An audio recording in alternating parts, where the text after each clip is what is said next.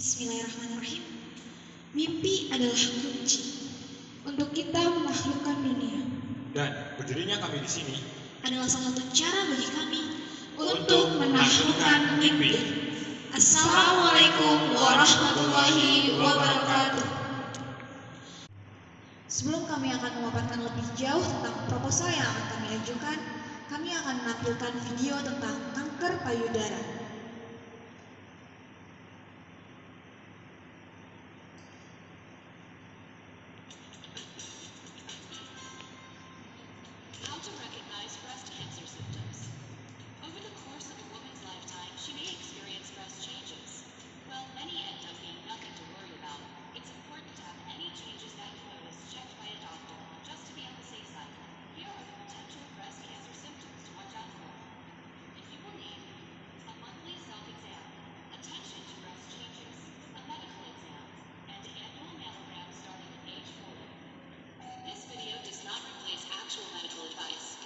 Consult your doctor with any questions or concerns. Step 1. Start performing a monthly self-exam as soon as your breasts are fully developed. Checking yourself regularly is important. You need to know what your breasts feel like normally so you can recognize any changes. Examine yourself several days after your period ends, when your breasts are least likely to be swollen and tender. If you're no longer having periods, choose a day that's easy to remember, such as the first or last day of the month. Keep in mind that it's not uncommon for breasts to feel lumpy due to benign fibrocystic breast disease, cysts, scar tissue, infections, and other causes that have nothing to do with cancer. For instructions on how to do a breast self-exam properly, go to breastcancer.org. Step 2. Know what you're feeling for. A lump that feels different from your breast's normal lumpiness, like discovering a pebble in your oatmeal. Though many lumps are benign, anything that feels new or odd should be checked by your doctor, even if you've recently had a clean mammogram. Check for lumps in your armpits, too. Cancerous lumps are more likely to be hard, painless, and unmovable. Step 3. Look for visible changes like dimpled, puckered, thickened, reddened, or scaly breast skin, or a flattening or indentation on the breast. All are potential breast cancer symptoms that should be evaluated. Step 4. Recognize the nipple changes that can indicate breast cancer. Pain, redness, scaliness, itching, skin thickening, the nipple turning inward, or discharge other than breast milk. Step 5. See your doctor about swelling in all or part of your breast, or breast pain. Though swelling and soreness are usually no cause for concern, these symptoms can be signs of a rare but aggressive form of disease known as inflammatory breast cancer. Step 6. Have your doctor perform a breast examination at your yearly checkup and begin annual mammograms at age 40. If you have a family history of the disease, tell your doctor. They may suggest that you start having mammograms at an earlier age. Knowing the signs of breast cancer and being proactive about knowing how to recognize them early is the best way to protect yourself. Did you know? In a breastcancer.org survey of more than 2,200 women, 37% said they first detected their breast cancer with a self-exam. For more information on breast cancer, visit breastcancer.org.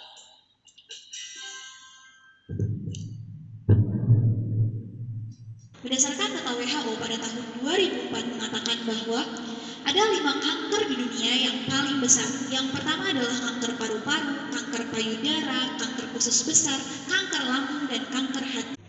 Berdasarkan data WHO pada tahun 2013 mengatakan bahwa kanker adalah pertumbuhan sel secara tidak wajar atau secara tidak terkontrol sehingga dapat merusak jaringan yang berada di sekitarnya serta dapat menjalar ke tempat yang lebih jauh dari asalnya yang disebut dengan metastasis. Kemudian didukung juga oleh jurnal Global Health Estimate WHO pada tahun 2013 mengatakan bahwa kanker payudara adalah kanker paling umum pada wanita baik di negara maju ataupun berkembang. Diperkirakan di seluruh dunia lebih dari 508.000 wanita meninggal pada tahun 2011 akibat dari kanker payudara. Kemudian masih dengan jurnal yang sama mengatakan bahwa ada 84 juta orang yang meninggal akibat kanker pada rentang waktu 2005 sampai 2015. Kemudian berdasarkan jurnal Jurban pada tahun 2003 mengatakan bahwa ada 39.800 orang yang meninggal akibat kanker payudara, dan di kasus yang sama atau di tahun yang sama ada 211.300 orang yang menderita kanker payudara di Amerika Serikat pada tahun 2003.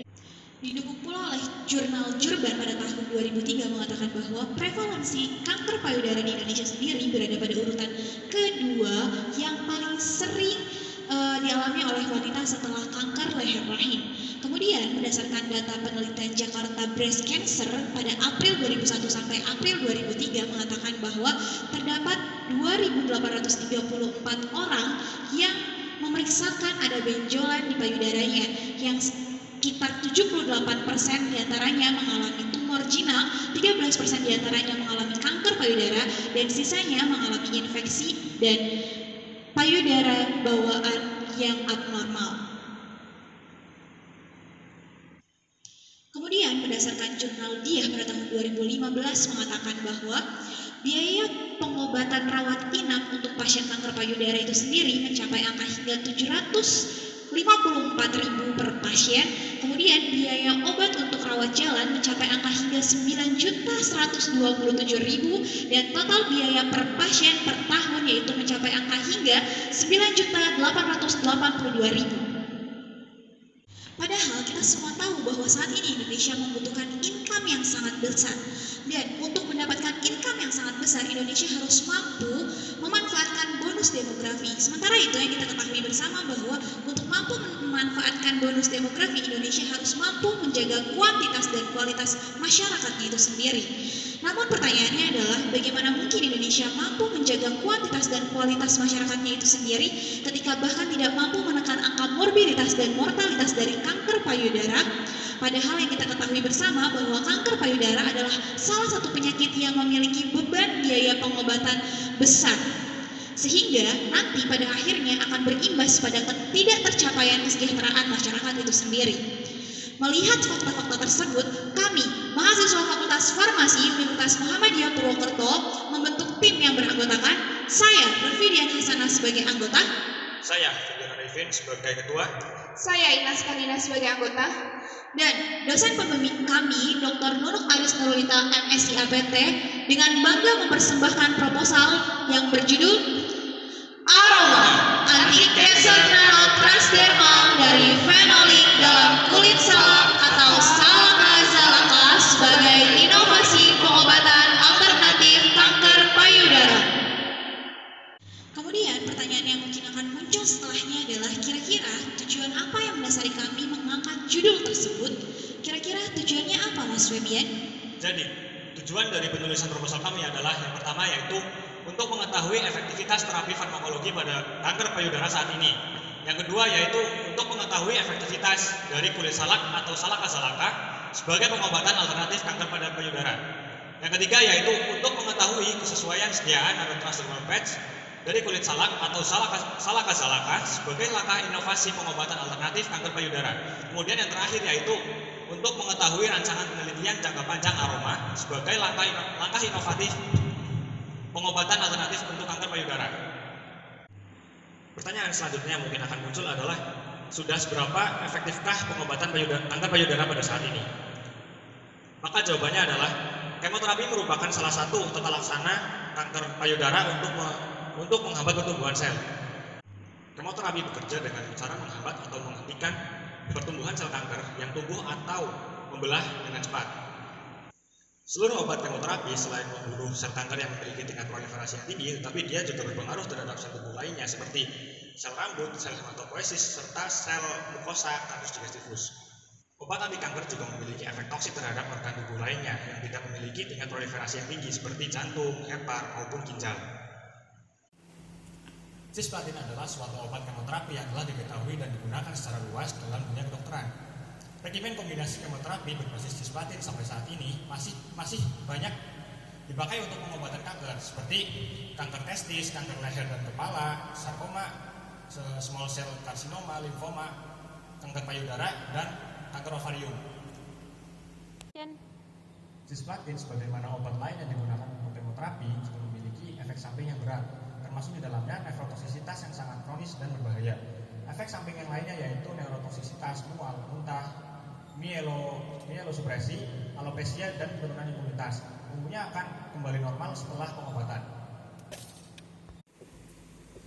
Sehingga pengobatan kanker payudara, baik yang kemoterapi maupun cisplatin, dianggap tidak efektif karena selain banyak memiliki efek samping yang berat, juga membutuhkan biaya yang tidak murah, sehingga akan membuat ketidakpatuhan pasien yang tinggi. Jadi pertanyaan yang mungkin selanjutnya akan muncul yaitu alasan apa yang mendasari kami memilih kulit salak sebagai bahan utama dalam produk ini? Maka jawabannya adalah kulit salak mengandung senyawa fenolik sederhana asam protokate kuat, yang mana adalah salah satu turunan asam benzoat dengan efek antioksidatif yang kuat, yang mana 10 kali lipat lebih tinggi dari alfa tokoferol, yang kemudian dibuktikan dengan jurnal Tanaka et al. Tahun 1993, Kawamori et al. 1993, dan Nakamura et al. 2000. Asam protokate kuat dengan kadar 100 ppm dalam makanan menunjukkan efek kemopreventif yang kuat pada hati, usus besar, pankreas, dan karsinogenesis lambung pada tikus. Jadi pertanyaan yang selanjutnya mungkin akan muncul yaitu bagaimana cara kami membuat sediaan ini? Kira-kira bagaimana ya Pak Ines? Ya, cara pembuatan sediaan kami yang pertama yaitu preparasi sampel. Kulit salak yang sudah terkumpul akan dibersihkan menggunakan air mengalir, kemudian dikeringkan menggunakan lemari pengering dan diserbukan. Kemudian proses ekstraksi. Ekstraksi ini menggunakan metode maserasi, di mana sebanyak 500 gram serbuk direndam dengan metanol dan didiamkan selama 3 kali 24 jam. Kemudian maserat disaring filtratnya dan diuapkan menggunakan rotary evaporator dan didapat larutan pekat. Kemudian larutan pekat itu diuapkan di water bath sampai terbentuk ekstrak etanol kental. Kemudian nanopartikel. Metode yang digunakan untuk pembuatan nanopartikel yaitu dengan metode gelasi ionik. Metode gelasi ionik ini adalah metode yang mudah dan sederhana dilakukan. Kemudian kitosan dilarutkan dengan larutan pH asam untuk mengubah gugus amina menjadi terionisasi positif. Cara pembuatan nanopartikel kitosan yaitu kitosan dilarutkan dalam asam asetat, kemudian menambahkan polianion natrium tipopolifosfat sehingga akan terbentuk nanopartikel spontan dengan magnetik steril pada suhu kamar kurang lebih 2 jam. Berikut ini gambaran sediaan nanotransdermal paste kami. Keuntungan aroma ini yang pertama adalah meningkatkan sensitivitas kelenjar pankreas, meningkatkan stabilitas sediaan, meningkatkan permeabilitas sediaan, meningkatkan kepatuhan penggunaan pasien, mengurangi efek samping, dan efektif, aman, dan ekonomis. Ya, untuk rancangan penelitian aroma sendiri, tahapan pertama yaitu optimasi formula, tahapan kedua uji aktivitas formula optimum, tahapan ketiga pendaftaran hak paten, dan tahapan keempat yaitu distribusi aroma.